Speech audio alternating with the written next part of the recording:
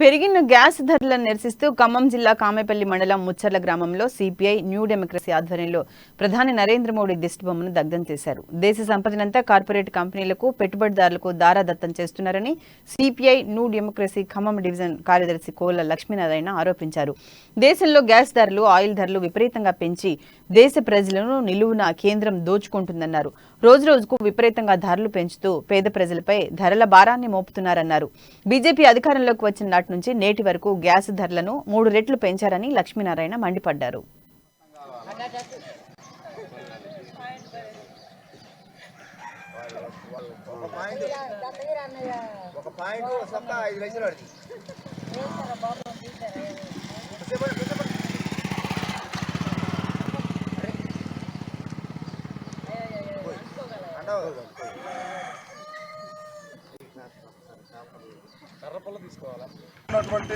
BJP ప్రభుత్వం ప్రధాని నరేంద్ర మోడీ నాయకత్వంలో నెలకోసారి గ్యాస్ ధరలు పెంచుతున్నటువంటి సందర్భంలో నిన్న కూడా 50 రూపాయలు వంట గ్యాస్ ధర పెంచి సామాన్య ప్రజలపైన భారం వేసినటువంటి పరిస్థితి ఉంది.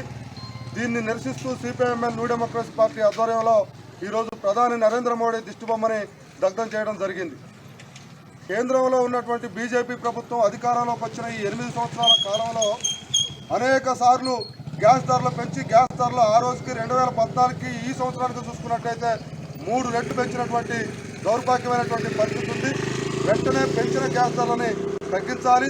లేని పక్షంలో రాబోయేటువంటి ఎన్నికల్లో బీజేపీ పార్టీకి ప్రధాని నరేంద్ర మోడీకి తగిన బుద్ధి చెప్పడానికి దేశ ప్రజలు సిద్ధంగా ఉన్నారని ఈ సందర్భంగా ప్రభుత్వాన్ని అదేవిధంగా ప్రధానిని మేము హెచ్చరిస్తూ ఉన్నాం.